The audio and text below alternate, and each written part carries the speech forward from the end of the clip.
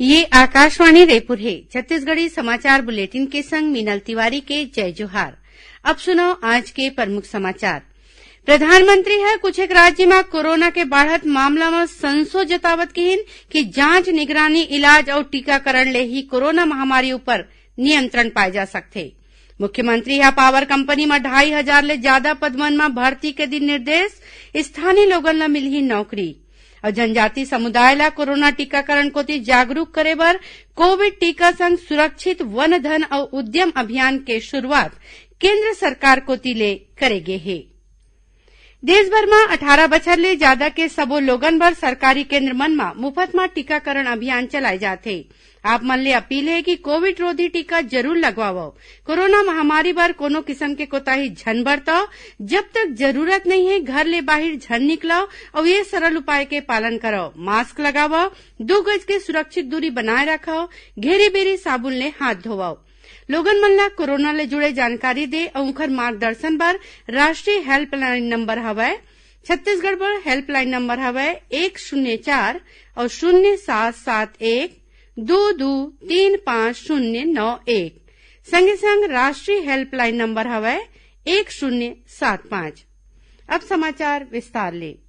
प्रधानमंत्री नरेंद्र मोदी है कुछ एक राज्य मन में कोरोना के बढ़त मामला में संशय जतईन है। ओमन की हिन की जौन राज्य में संक्रमण के मामला बढ़त है ओमन ला कोरोना के तीसरा लहर के संभावना ले निपटे खातिर जरूरी उपाय करे बर पड़ही। प्रधानमंत्री है किहिन की पाछू कुछ एक दिन में करीबन 80% नवा मामला 6 ठिन राज्य तमिलनाडु, आंध्र प्रदेश, कर्नाटक, ओडिशा, महाराष्ट्र और केरल ले आए है। ये राज्य के मुख्यमंत्री मन संग आज हुए गोठबात में प्रधानमंत्री है राज्य और केंद्र शासित प्रदेश ला सूक्ष्म नियंत्रण क्षेत्र बनाए में ध्यान देबर किहिन। कोरोना के जांच, उपचार और टीकाकरण में जोर देवत प्रधानमंत्री है किहिन की देश है एक दूसर के मदद और प्रयास ले कोरोना महामारी के सामना करे है। संगे संग ओमन तीसरा लहर के रोकथाम बर जरूरी कदम उठाए के संग एक दूसर के मदद करे के आह्वान करीन। जनजातीय समुदाय ला कोरोना टीकाकरण कोती जागरूक करे बर कोविड टीका संग सुरक्षित वन धन और उद्यम अभियान के शुरुआत करेगे है। केंद्रीय मंत्री जनजाति कार्य मंत्री अर्जुन मुंडा हा ये अभियान के शुभारंभ करीन। अभियान में ट्राइफेड ले जुड़े 45,000 वन धन विकास केंद्र में सहभागी कार्यकर्ता मन संग जनजाति समुदाय में टीकाकरण के संबंध में जागरूकता लाके टीकाकरण के लक्ष्य ला पूरा करे के प्रयास करे जाही। वीडियो कॉन्फ्रेंसिंग के माध्यम ले आयोजित ये कार्यक्रम में इस्पात राज्य मंत्री फग्गन सिंह कुलस्ते, जनजाति कार्य राज्य मंत्री विश्वेश्वर टुडू और रेणुका सिंह मौजूद रहीन। संगे संग कार्यक्रम में बस्तर जिला के बकावन गांव के माय लोगन मन वर्चुअल रूप ले जुड़ीन और केंद्रीय मंत्री संग गोठबात करीन।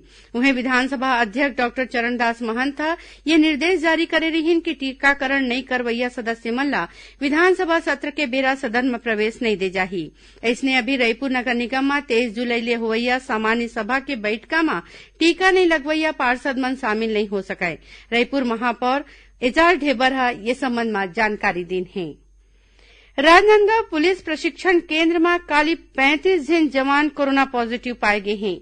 ये मामला के आगू आते पुलिस प्रशिक्षण केंद्र ला कंटेनमेंट क्षेत्र घोषित कर दे गए है। जिला कलेक्टर तारण प्रकाश सिन्हा उच्च स्तरीय आपात बैठका लेके वो जगह ला तुरते सील करे के निर्देश दीन। ये जवान मन के नवा नियुक्ति होए है और ये सबो जन सुकमा, कोंडागांव और कबीरधाम जिला ले आए हैं। यह बीच दुर्ग जिला के उतई में घलो केंद्रीय औद्योगिक सुरक्षा बल CISF के 4 जिन जवान कोरोना पॉजिटिव पाए गिन। जिला के मुख्य चिकित्सा और स्वास्थ्य अधिकारी डॉक्टर गंभीर सिंह ठाकुर बताइन कि ये जवान मन छुट्टी के बाद लौटे रहीन। सुरक्षा ला देखा जिला के सीमा सील कर दे गए है और 90 घंटा पहले के कोरोना निगेटिव रिपोर्ट दिखाए में ही जिला भीतरी खुसरे के मंजूरी दे जाही। उन्हें प्रदेश में कोरोना संक्रमण के दर कमती होके 0.65% रह गए है। राज्य में काली 335 जन संक्रमित पाए गिन। दूसर कोती कोंडागांव जिला में सब्बो व्यवसायिक कामकाज पहली असन चलाए जाही। जिला कलेक्टर पुष्पेंद्र मीणा आदेश जारी करके रतिया 8 बजे तक कामकाज बंद करे के आदेश ला खत्म कर दे है। मुख्यमंत्री भूपेश बघेल ह estate power distribution company limited में 2,500 ले ज्यादा पद में भर्ती करे के निर्देश दे हैं। जूनियर इंजीनियर ले लेके मैदान स्तर में काम करैया लाइन अटेंडेंट के खाली पद में स्थानीय लोगन ला नौकरी दे जाही। ऊर्जा विभाग के विशेष सचिव और पावर कंपनी के चेयरमैन अंकित आनंद बताई कि स्टेट पावर वितरण पारेषण और जनरेशन कंपनी में 2,583 पद में भर्ती करे जाही। ये पद में भर्ती खातिर विज्ञापन जारी होही। छत्तीसगढ़ी समाचार बुलेटिन आप मन आकाशवाणी रायपुर ले सुनत हव। छत्तीसगढ़ के खबर ले है आपके वास्ता और खबर के विश्वसनीयता ले है हमार वास्ता। आकाशवाणी समाचार रायपुर के प्रादेशिक समाचार बुलेटिन के संगे संग हमार समसामयिक कार्यक्रम आप रेडियो के संग अपन मोबाइल में घलो सुन सकत हव। आकाशवाणी समाचार फेसबुक, ट्विटर और यूट्यूब में घलो हावय। हमार फेसबुक पेज हरे Chhattisgarh news on AIR, Twitter handle CGAIR news और हमार यूट्यूब चैनल हरे छत्तीसगढ़ AIR न्यूज। तो अब रेडियो के संगे संग आपके मोबाइल के माध्यम ले हम आप तक पहुंचत हन। छत्तीसगढ़ की हर खबर पर सुनत रहो आकाशवाणी समाचार। अब आगू बढ़बो बांचे समाचार को थी। प्रधानमंत्री फसल बीमा योजना में किसान अब 31 जुलाई तक खरीफ फसल के बीमा करा सकही। मौसम आधारित फसल बीमा कराए के आखिरी तारीख 15 जुलाई तय करे गे रहीस, जौन ला बढ़ा के 31 जुलाई कर दे गे हे। आधिकारिक जानकारी के मुताबिक प्रदेश में धान सिंचित और असिंचित मक्का, सोयाबीन, मूंगफली, मूंग, उड़ीद और राहेर ला फसल बीमा बर अधिसूचित कर दे गे हे। ये योजना में कर्जा ले और बिना कर्जा वाले भूभाटक और बटाईदार शामिल हो सकत हैं। राजीव गांधी किसान न्याय योजना में पंजीयन बर पहली जारी करे गे गाइडलाइन में थोड़ीक सुधार करे गे हे। एकर मुताबिक अब संयुक्त खातेदार किसान शपथ पत्र के बदला स्व घोषणा पत्र ले अपन पंजीयन करा सकी। उहे खरीफ बछर 2020-21 में समर्थन कीमत में धान बेचैया किसान मन ला राजीव गांधी किसान न्याय योजना के फायदा ले खातिर पंजीयन के जरूरत नहीं होही। खरीफ के मुख्य फसल मक्का, कोदो, कुटकी, सोयाबीन और कुसियार उत्पादक किसान मन ला योजना में पंजीयन कराए बर पड़ही। उहे जौन रकबा में किसान मन कोती ले न्यूनतम समर्थन कीमत में धान बेचे रहीन और अब कहूं वो किसान वो भुइयां में आने फसल लेवत हे तो ओला योजना में पंजीयन कराए बर पड़ही। कृषि विज्ञान केंद्र कोरिया ला देश के सबले बने कृषि विज्ञान केंद्र के रूप में सम्मानित करे गे हे। राज्य सरकार के नरवा गरवा घुरवा बाड़ी योजना ला बने ढंग ले चलाए खातिर ये इनाम दे गे हे। भारतीय कृषि अनुसंधान संस्थान के स्थापना दिवस के मौका में आज नई दिल्ली के कृषि भवन में राखे गे समारोह में केंद्रीय कृषि मंत्री नरेंद्र सिंह तोमर कोरिया के संग देश भर में चलाए जा 700 ले ज्यादा कृषि विज्ञान केंद्र ला सम्मानित करीन। कृषि विज्ञान केंद्र कोरिया के वरिष्ठ वैज्ञानिक और प्रमुख डॉक्टर रंजीत सिंह राजपूत वर्चुअल माध्यम ले ये इनाम लीन हैं।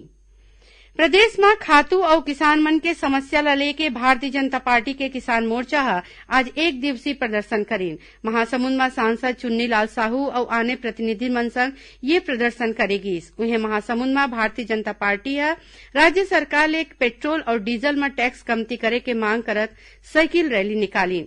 उन्हें डीजल, पेट्रोल और गैस के बढ़त कीमत के विरोध में युवा जनता कांग्रेस छत्तीसगढ़ जे घलो आज राजनांदगांव में धरना प्रदर्शन करीन है। दंतेवाड़ा जिला में सुरक्षा बल और माओवादी मन के बीच हुए मुठभेड़ में 3 झिन माओवादी मारे गए हैं। इनमें 2 इनामी माओवादी शामिल हैं। फरसापाल थाना क्षेत्र में सुरक्षा बल और माओवादी मन के बीच मुठभेड़ हुई। क्षेत्र ले सर्चिंग में हथियार और 5 झिन पिट्ठू बरामद करे गए हैं। उन्हें नारायणपुर जिला में एक झिन 15 बछर के माओवादी आत्मसमर्पण करी से। यह जाटलूर ओरछा थाना क्षेत्र में सक्रिय रहीस। नारायणपुर पुलिस आत्मसमर्पण करैया ये नोनी के आगू के पढ़ाई पूरा कराए के जिम्मेवारी ले है। ओती बीजापुर जिला के आवापल्ली थाना क्षेत्र में नुकनपाल गांव में माओवादी मन गांव के एक मनखे के हत्या कर दी। आखिर में प्रमुख समाचार एक घाव फेर। प्रधानमंत्री कुछ एक राज्य में कोरोना के बढ़त मामला में संशय जतावत किहिन की जांच, निगरानी, इलाज और टीकाकरण ले ही कोरोना महामारी ऊपर नियंत्रण पाए जा सकते। मुख्यमंत्री पावर कंपनी में 2,500 ले ज्यादा पद मन में भर्ती के दिन निर्देश। स्थानीय लोगन ला मिलही नौकरी और जनजाति समुदाय ला कोरोना टीकाकरण कोती जागरूक करे बर कोविड टीका संग सुरक्षित वन धन और उद्यम अभियान के शुरुआत केंद्र सरकार कोती ले करेगे है। एकरे संग छत्तीसगढ़ी समाचार बुलेटिन इहे सिरावत है। जय जोहार।